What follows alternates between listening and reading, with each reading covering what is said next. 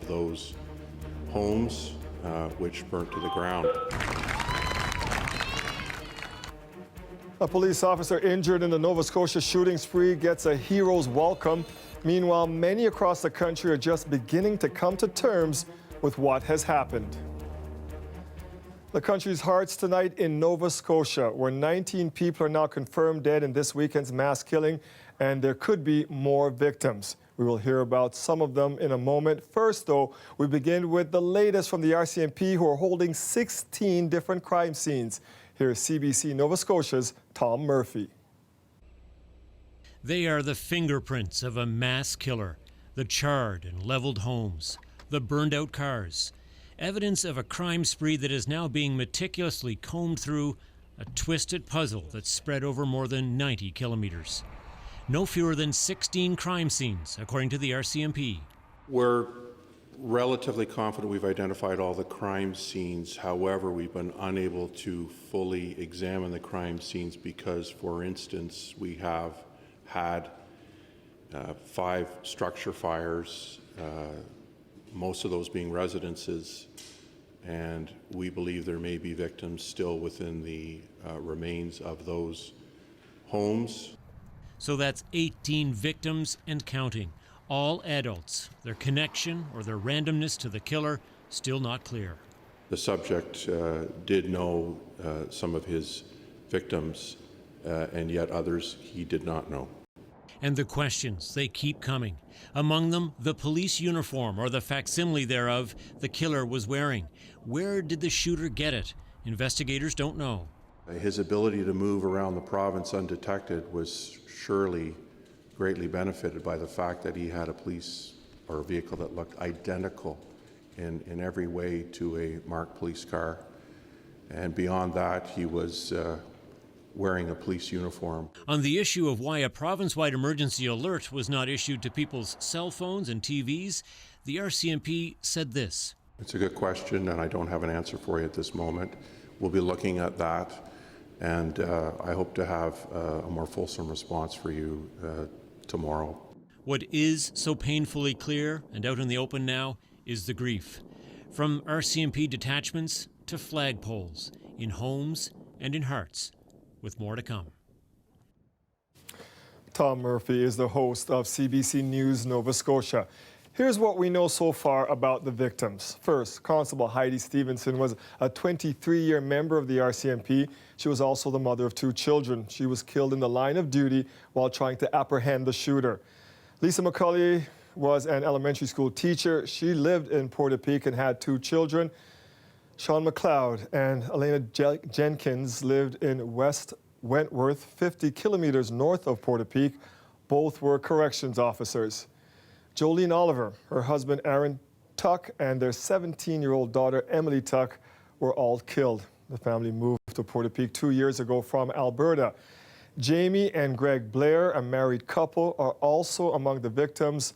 A Facebook page appearing to belong to Greg Blair shows he worked as a gas fitter at GB Gas and Energy. Prime Minister Justin Trudeau expressed shock and grief this morning. He called on Canadians to pull together and not allow an act of senseless violence to defeat them. No one man's action can build a wall between us and a better day, no matter how evil, how thoughtless, or how destructive. As families grieve the loss of a loved one, all Canadians are standing with them. This is something that we are dealing with right now that is heartbreak on top of other heartbreaks. Trudeau says it is clear how painful it is for loved ones of those killed in Nova Scotia. He says a virtual vigil for the victims will be held this Friday evening on Facebook, and he will attend that vigil online. You can, of course, read more about each of the victims identified in this tragedy. You can find that at cbcnews.ca.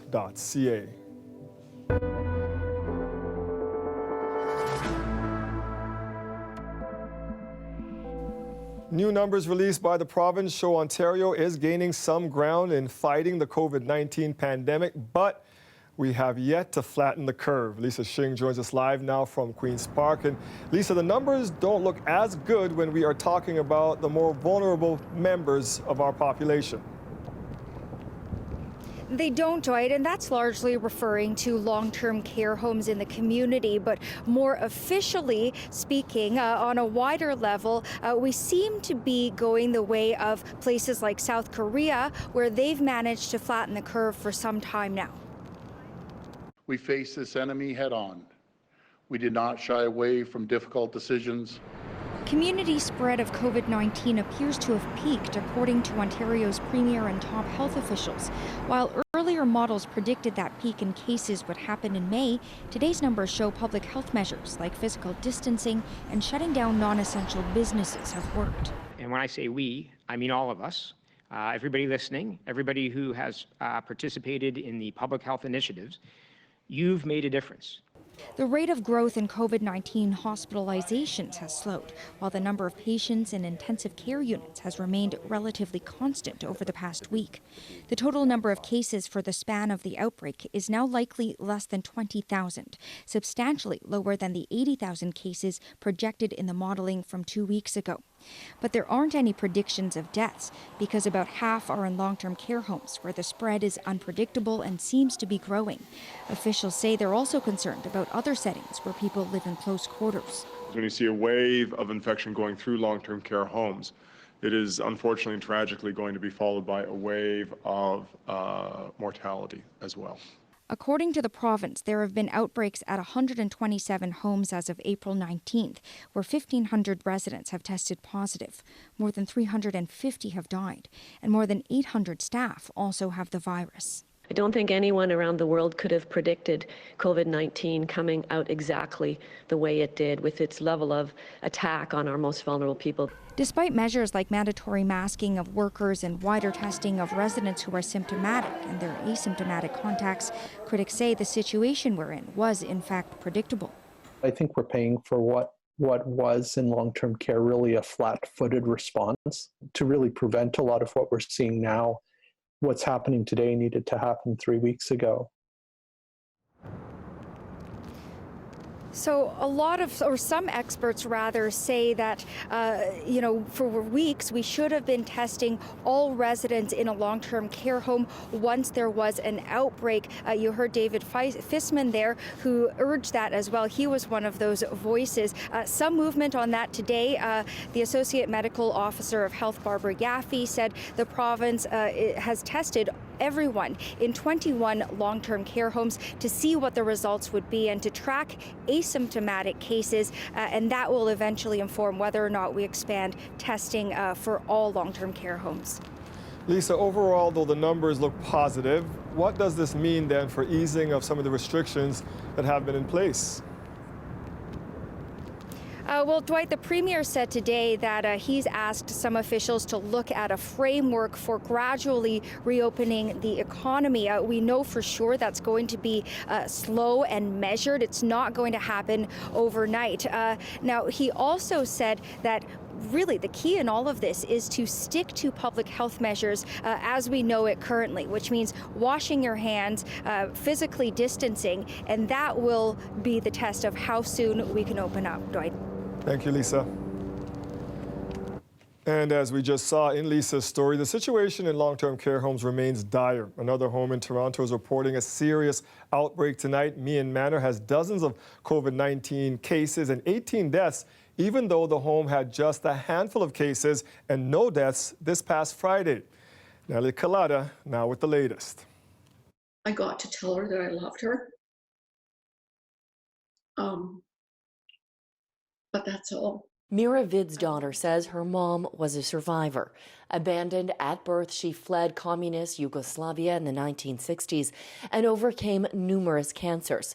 But last week, she died after contracting COVID-19 at the Meehan Manor long-term care home. When I found out that they already had 2 incidents early on, I said, that whole unit is going to be gone. I don't think the facility was prepared at all for this. 3 days after Vid died, public reported data still listed only 10 cases at the facility and no deaths. Now, 74 residents and 14 staff have tested positive. 18 residents have died. I knew it was going to explode because the last time I spoke to one of the nurses staff, which was on the day that my mom passed. She passed in the evening. I spoke to them in that morning because I called every day to see what my mom was doing and how she was. And I asked, I said, how are you, the staff, doing? And how are all the residents doing? And they said, everybody is coughing. The home says it's been following all public health guidelines. From the very beginning, we've been working on universal precautions, hand washing, social distancing, personal protective equipment has all been in use. And of course, even the process by which staff go from room to room is greatly controlled so that we're not carrying the virus from one room to another. The facility says members from Sunnybrook Hospital's Infection Control and Prevention Unit are working with the home and conducting more tests, and that could lead to even more positive cases. It's a good thing to actually have more testing. We can identify infections faster and implement those strict outbreak control measures that are needed in order to bring those situations to control. But Fiat says while staff are doing their best, there needs to be more accountability, more funding, and more oversight. These are the residents that we should care about most. They're the ones that have put in their time, that have worked hard for this country. And this is no way to treat them. Natalie Collada, CBC News, Toronto. 140 inmates of a Brampton jail are being moved to Toronto because of a COVID-19 outbreak. I'm glad that we're moving forward, and people are dragging their heels. I mean, we're taking the best possible action that we can at this time with the knowledge that we have. Our cameras were there as a number of vehicles were spotted entering and leaving the Ontario Correctional Institute. This is where 8 staff and 60 inmates have tested positive for COVID-19. The prisoners are being transferred to the Toronto South Detention Centre. Every staff member at the facility has been told to self-isolate for 2 weeks. The Solicitor General's office says they had to shut the jail down due to the dormitory-style nature of the facility. The inmates will be kept in a separate area of the Toronto South Detention Centre, which has medical isolation units. Medical staff at Markham Stouffville Hospital are sharing their experiences fighting COVID-19 and giving CBC News a first-hand view of what is happening in their ICU. Wendy Mesley has the story tonight on The National. Here's a bit of what healthcare workers told us about what happens when it's time for a patient to go on a ventilator. It's very hard. It's very hard in the context of the fact that most of our patients have been young and aware of what is going on. They're the beginning of stages of failing with their breathing, so they're quite alert still. So that's very hard because they're fully understanding that they are choosing this to hopefully save their life, but there's a lot to get through in order to get to that point. Also, the fact that they have no family. It's very hard. They don't have anyone that is familiar to them, that is there to encourage them and tell them everything's going to be okay. They're surrounded by a bunch of strangers, completely gowned, and they can only really see our eyes. And it's very hard to watch someone because we're all human. And it's quite difficult to put yourself in their position and think about how they must be feeling in that moment. Sometimes patients are so weak and so short of breath that they can't hold up their own phone. So we're holding that phone, and then we tell them, we're going to do the procedure in a few minutes. If you have anything to say to your family, then you should say it now. And we're there to listen to that. And it's heartbreaking. It really is, because, these are people with families and a life. And it's scary that family is not there. And so we're there holding the phone so that they can tell their family what they really think. But it really also prompts us to and makes us passionate to get them better and get them back to their family so they can say those same things to their family to their face. You can see Wendy Mesley's full story tonight on The National, 9 p.m. on CBC News Network, 10 o'clock on CBC Television, and streaming on CBC Gem. And tomorrow we'll be posting a longer piece chronicling the 3 days of access on our website. That will be at cbcnews.ca.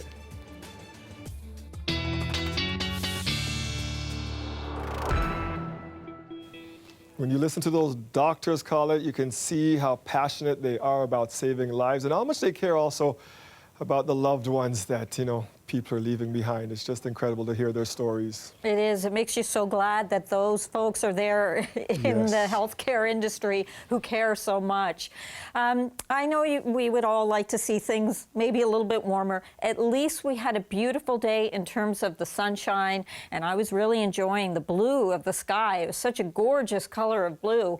But the temperatures were a little on the cool side. We got just over 6 degrees for Toronto, and we're now sitting at 5, 8 for St. Catharines, 8 into Hamilton and Kitchener as well. And I want to just point out mostly the direction of the winds at this point. So coming from the south through Oshawa, Markham, Mississauga, it's more southeast and a little bit easterly for Toronto. But you see it's generally, we've got this southerly or some kind of southerly component to the winds. That's going to be changing, and that's important because we're going to find this system moving in tonight. And as it does, these winds are going to turn around towards the west and northwest for tomorrow, and they're going to be strong, gusting towards 50, even 60 kilometers an hour. That is going to drive the lake effect machine again. So some showers overnight tonight, starting after midnight, then a little bit of mix towards the morning hours, and then we'll see some scattered flurries into the GTA and a little bit of light snow to the north and west of us.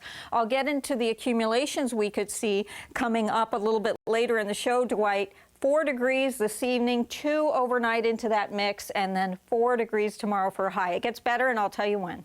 Thank you, Colette. You're welcome. The weather update is brought to you by Train, the most reliable heating and cooling brand. It's hard to stop a train. Police have arrested and charged a 23-year-old man with the second-degree murder of a retired doctor.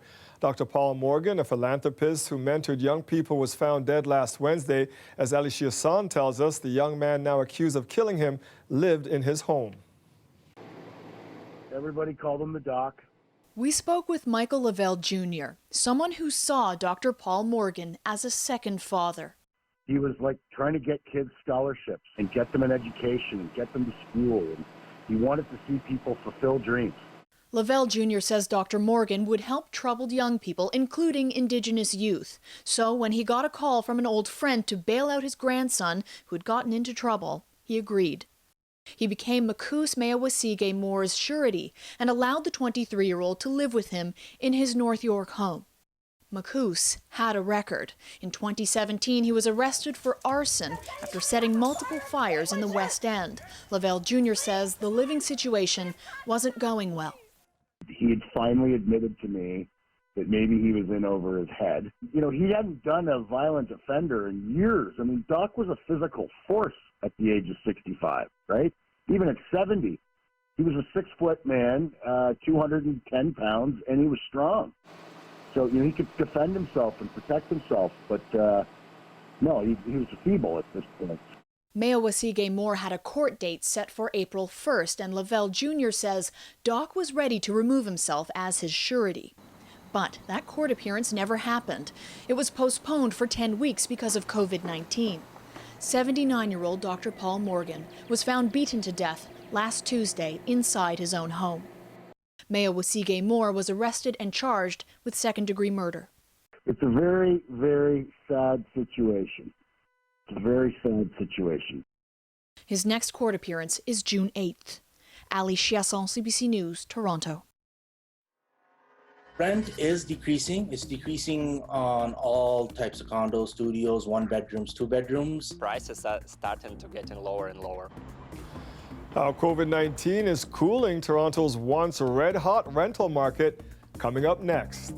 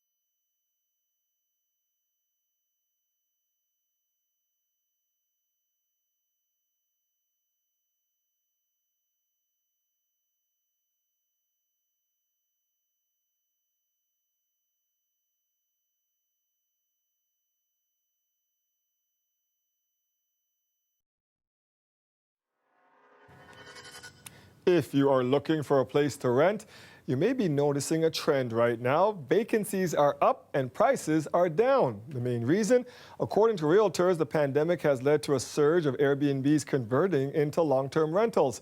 Kelda Ewan has more.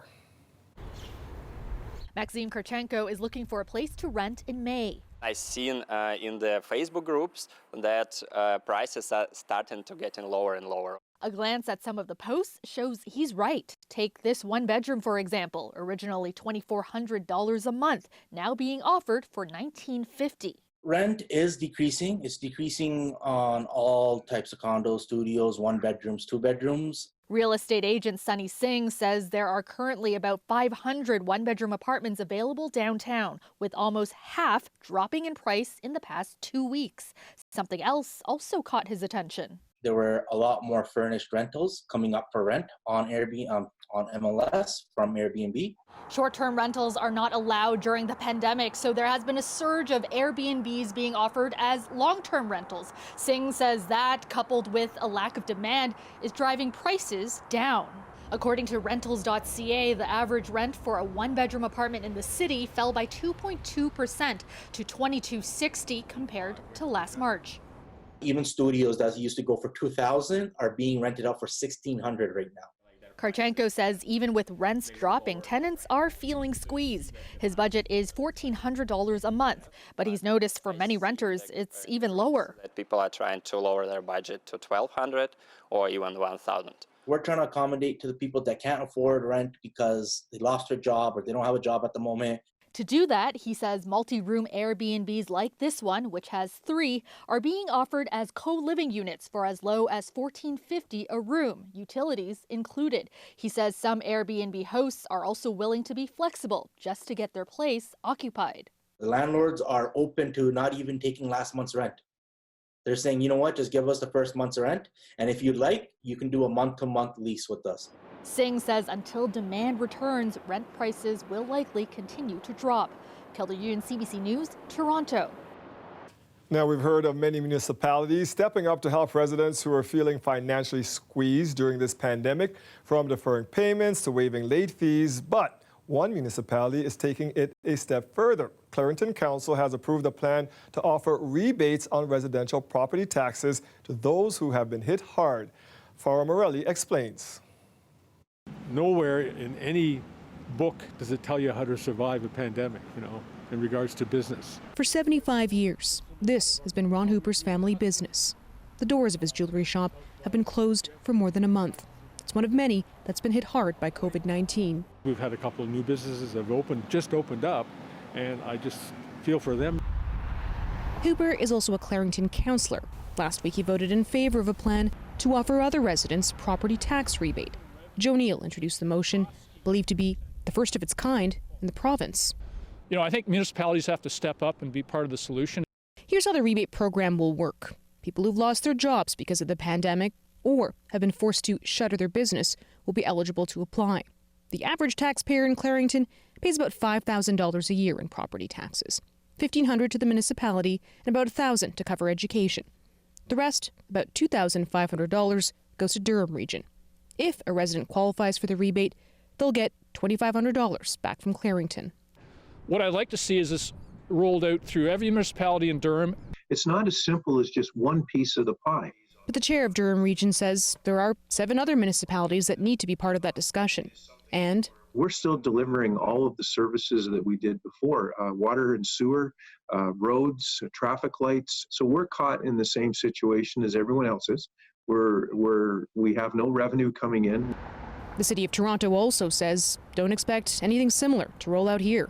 I think we're in a situation where at the moment, I'd have to say to you, we're just not in a position to do that. Maybe Clarington is. We have some rainy day funds that the municipality has, and this is the rainy day for some of our residents. There's $2 million in the rainy day fund, but Neil says Clarington would be willing to expand it, a move that has the support of some residents who wouldn't even qualify themselves. We've got employees who are on layoff, who are going to need that break. And when this is all finished, I want those employees to still be there too. Farah Morelli, CBC News, Toronto. The province has reached a tentative deal with secondary school teachers. We're aware of the students' need for some stability in their lives, and under those circumstances, we did our best to reach a deal that would come as close as it could to meeting the needs of my members and the needs of students in the future.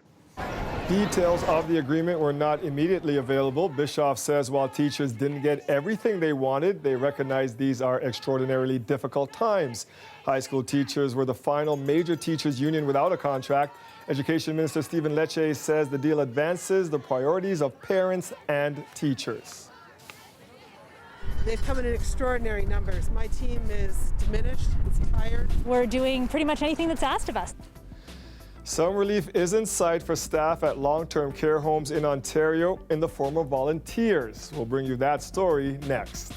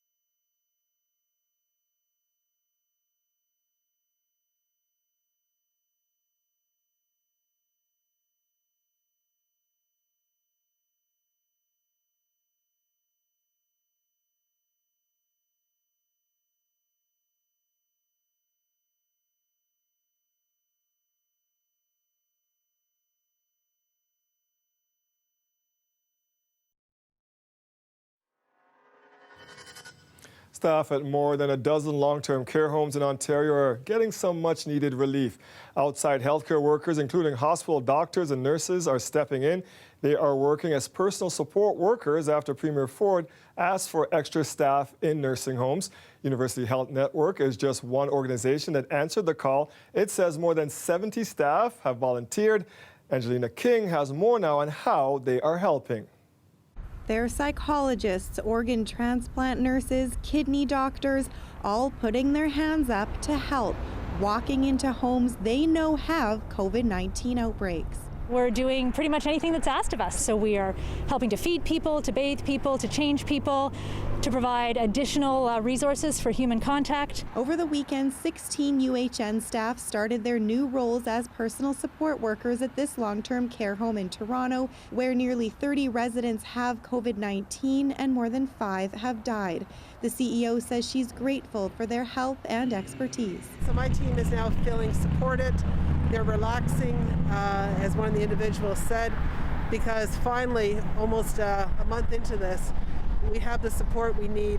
More than 110 long-term care homes in Ontario are dealing with a COVID-19 outbreak. That's about 1 in 6, and more than half of those who have died of the virus in the province were in long-term care homes. This is just another measure the government has put in place to help control the virus in these facilities. Right now, we have a coordinated effort through our action plan to use the expertise in hospitals and public health to help our homes that are struggling. The ministry says 20 homes have been identified by the province as high risk. 18 of them now have extra staff. It says all facilities that need additional help will get it. They've come in extraordinary numbers. My team is diminished, it's tired. She says her staff have been working 16-hour shifts, sleeping at hotels away from their families to mitigate the risk of spreading the virus, then coming straight back to work. They can't keep it up. And they really love and care for the residents, but they're human. And so now UHN has come in, and as you've seen, these are highly trained professionals. Everyone seems to be working united. Coming together on the front lines to not only care for the residents, but each other too. Angelina King, CBC News, Toronto. There are a few industries who aren't feeling the pinch right now of not being able to do business during the COVID-19 pandemic, but some are taking a bigger hit than others, including the fitness industry. Greg Ross has more. This used to be a full spin studio full of bikes for our daily group sessions. Most of the stationary bikes and many of the weights at Steve Lachelte's gyms are gone. Since closing the doors at Cardio Go Fitness last month, he started renting out equipment to members as a way of making a little extra money during these difficult times. It's pennies in the grand scheme of things, but my attitude is I have to do something. After canceling all of his membership fees, Lachelte was unable to pay rent at any of his 3 locations this month. The rent, just to keep the landlords compensated, is about $50,000 every month. As of May 1st, he will be 2 months behind. And even with many banks now offering small business owners interest-free loans, he says his chances of surviving beyond the COVID-19 pandemic are getting slimmer by the day. It probably cuts off at around the end of May, where it no longer makes sense to even get a loan. It just doesn't. I'd be spending my entire adult life just paying it back. Similar frustrations are being felt right across the fitness industry. Adrina Stan is a certified fitness instructor.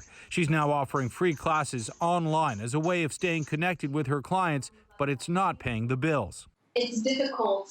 You have to rely on savings. The government funds can help as well. And in terms of keeping her clients, she says she's not sure how sustainable this model is long term. What we're lacking right now is the human connection and the energy that you will get when you come to, one of my classes or one of our instructors' classes. Both Stan and Lachelte say they're not giving up anytime soon, but they both admit they're going to have their work cut out for them whenever things finally do get back to normal. Tough times make tough people. Hopefully the hard work in the tough times pays off.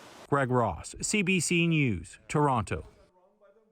A couple of Toronto gym teachers were trying to figure out a way to keep their students engaged and active during the pandemic, so they planned a porch party to get kids off their couch and onto their driveways to do some exercise. We went along for the ride.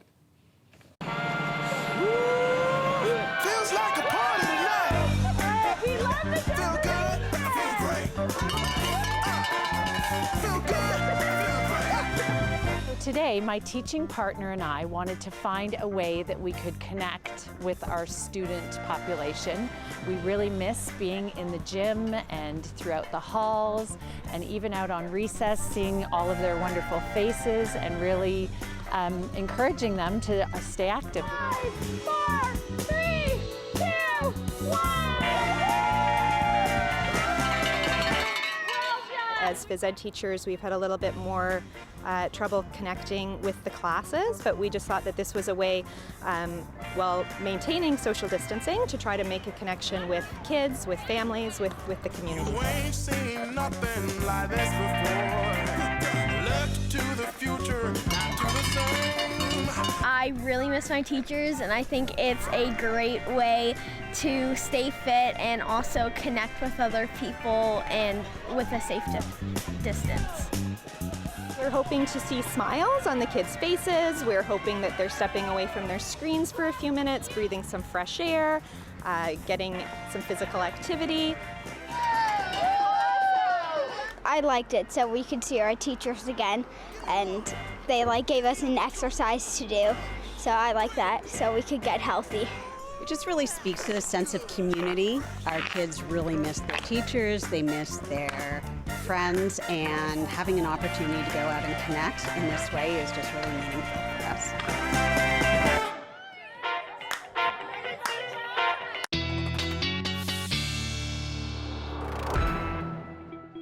Okay, Dwight, come on, let's go. Modified jumping jacks. I did some burpees in the basement this morning, Colin. I am Of course good. you did. The question I have, though, will this weather cooperate for these driveway workouts?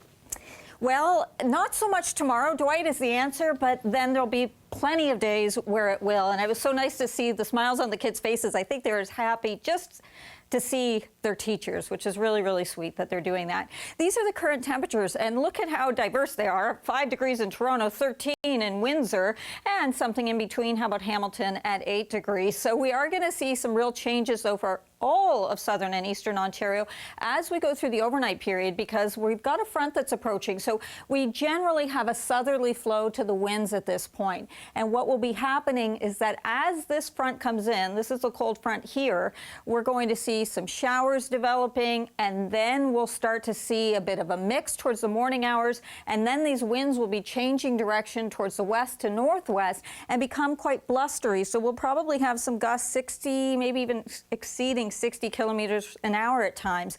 What does that mean in terms of what's going to happen with our sky conditions is that even once the front, the main system pushes through, we'll see some flurries through the afternoon, some lake effect into the GTA, and a little bit of light accumulation to the northwest of us, especially in some of the higher terrain, where you may pick up, say, 2 to 5 centimeters potentially into cottage country. It shows a centimeter, though, for Hamilton. I think we'll likely just kind of see a dusting unless you get caught in one of those streamers, and then it could be a little more significant. Overnight tonight, these are what the temperatures look like. So this isn't great for tomorrow in terms of highs 3 and 4 degrees for doing your exercise outdoors. However, it does warm you up. So that's one good thing about it. Now, for Wednesday, the temperature warms up, not even just from the exercise. 7 degrees, sunny, mix of sun and clouds, 6 on Thursday, and Friday looking so much better. So on Friday, we get into partly cloudy skies, but look at that temperature. We get back to the double digits, although I know just on the nose, but still 10 degrees for the high. And then a system, and looks like right now the timing is that it'll come in Friday night into Saturday, and that will bring some showers, but still temperatures closer to seasonal, Dwight. Yeah, at least we're heading in that direction. Thank you, Colette. You're welcome. The City of Toronto says help is on the way for shelters as employees are being redeployed to help critical services during the pandemic. This comes as shelter workers tell CBC they are worried about the risk they are taking by continuing to do their jobs. It's been probably the most stressful month I've had working here. One of the hardest things I noticed early on in this pandemic is trying to balance personal safety with compassion. It's really hard. I know that lending an extra hand, whatever that looks like, means my own personal safety due to distancing and whatnot.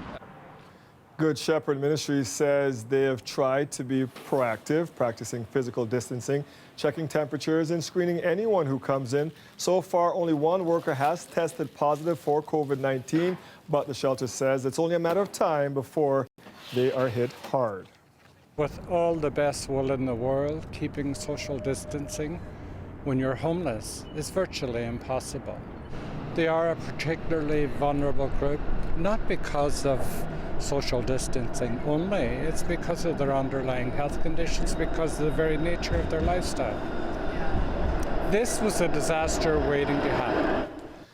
With the help from the city, the shelter expects some residents will move into a hotel this week.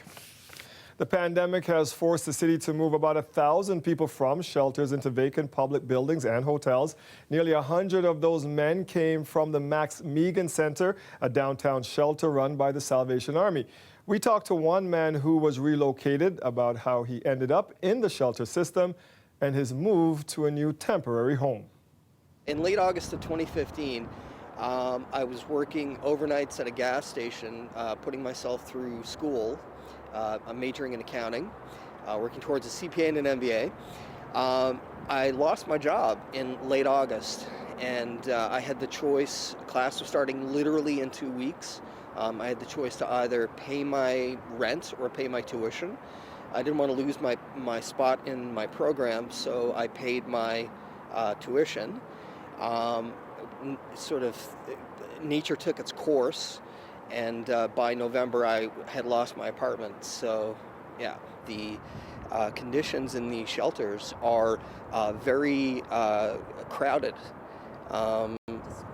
You know, I mean, we're talking hundreds, for example, at the shelter where I was staying previously. You know, you're talking, I think it's 300 or 400 guys in a building. And yeah, I mean, social distancing is just, it doesn't happen. It's not a thing because the conditions are so crowded. I mean, prior to becoming homeless, I lived pretty well. I lived in a high-rise apartment. You know, I had lived a very good life, and so living here is a return to that for me. So it's nice. It's nice to live a normal life again. You're talking about being able to take a shower whenever you want, being able to have your time alone. Yeah, it feels like a normal life. It was a historic day on the markets for all the wrong reasons. The price of a barrel of crude oil plummeted, something Canada's budget officer says is bad news for us. Well, just how bad is it? For the first time ever, crude oil traded at a negative price. A barrel of U.S. crude oil is now trading at, get this, negative $37.60. So why the big drop today? It is the last trading day for oil to be delivered in May. So today, traders were scrambling to offload the oil before they have to find a place to store it because of COVID-19 shutdowns. Now, around the world, there is little demand for oil, and producers are running out of places to store the excess supply. Stronger together with the help from some stars. Details on the all-Canadian concert to raise funds during the COVID crisis coming up next.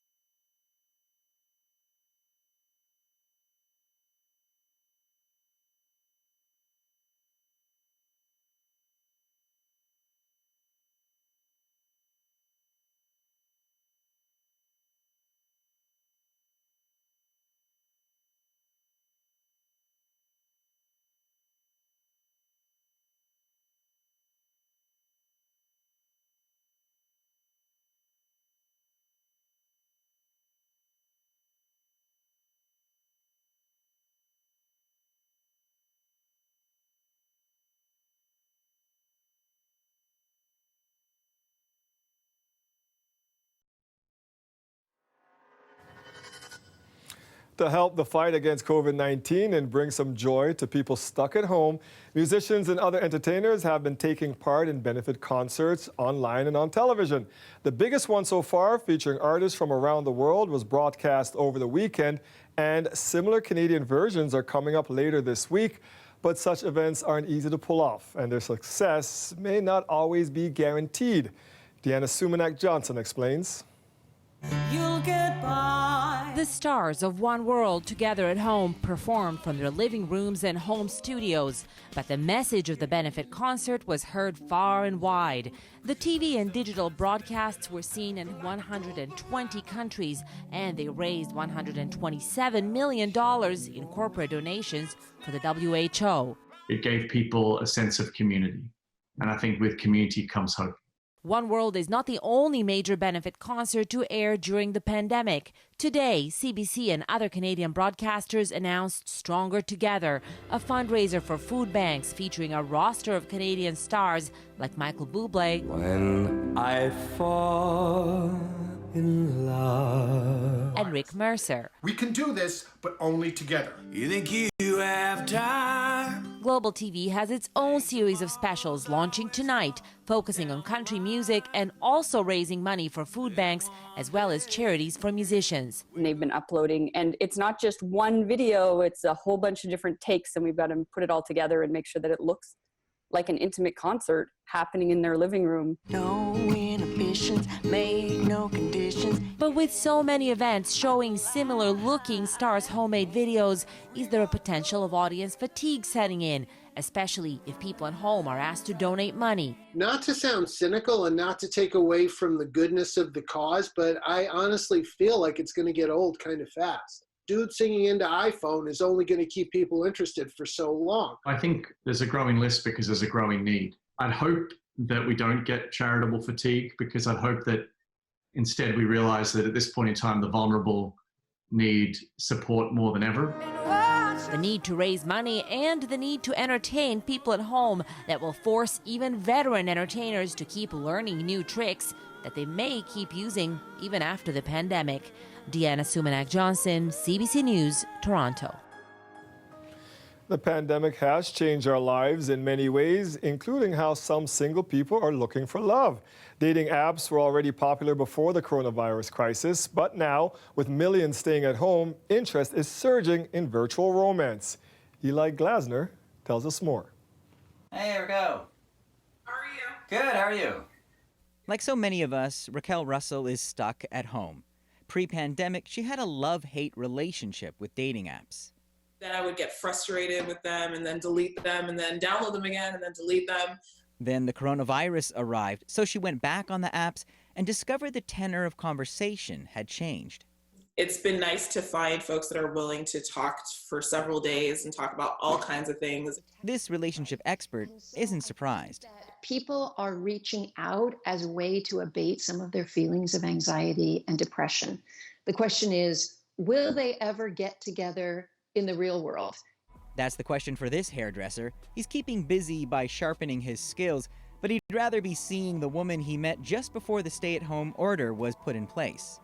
Instead, he's channeling his frustrations into FaceTime. Yeah, it's not the best, I'll tell you that much, to not being able to personally, physically see someone. And he's been tempted to go further.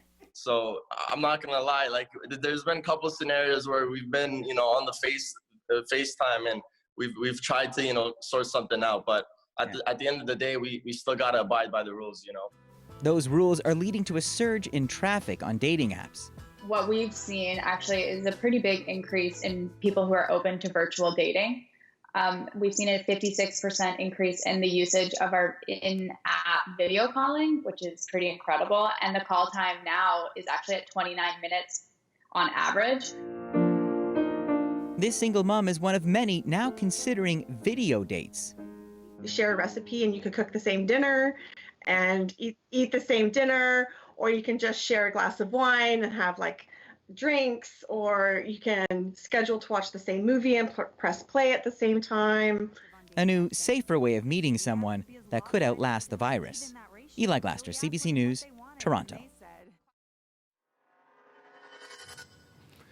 After the break, today's Frontline Hero. We'll be right back.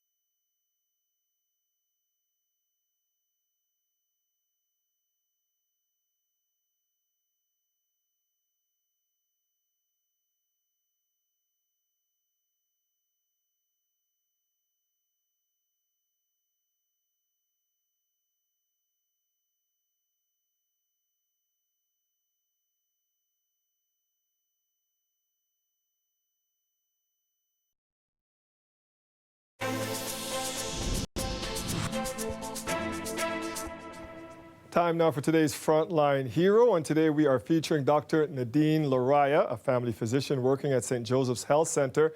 A number of her colleagues say she is the definition of a healthcare hero. Here's what one of them sent us. Nadine is an exceptionally talented, experienced, and dedicated family doctor who's also the community liaison between ourselves here in the community and our local hospital. She has done so much during the current pandemic to help us family doctors here in the community cope with the day-to-day changes that we're seeing.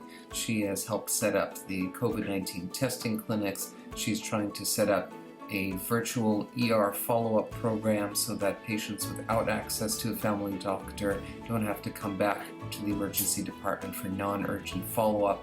She's been providing us with regular daily updates in terms of how to best deal with the situation and has arranged video conferences with local experts to help us all figure out what the heck we need to do. I think she's doing a fantastic job and you should absolutely make her a healthcare hero, which she is already, but make it official, please. It is official. Thank you for everything you're doing, Dr. Lariah. If you would like to share a story about your frontline heroes, send us a selfie-style video explaining why they are a hero to you. Tag us on Twitter or Instagram at CBC Toronto. Send us a message on Facebook or email us at torontotips@cbc.ca. That is our show for tonight. Thank you for joining us. Mike Weiss has your next local news at 11, right after the National, and we'll see you back here tomorrow at 6. Now, as we say goodbye, a great look at Toronto's skyline, and tonight the CN Tower will be lit up blue and white in solidarity with the people of Nova Scotia. At 1:15 the hour, it will turn red and blue and gold to honor the RCMP.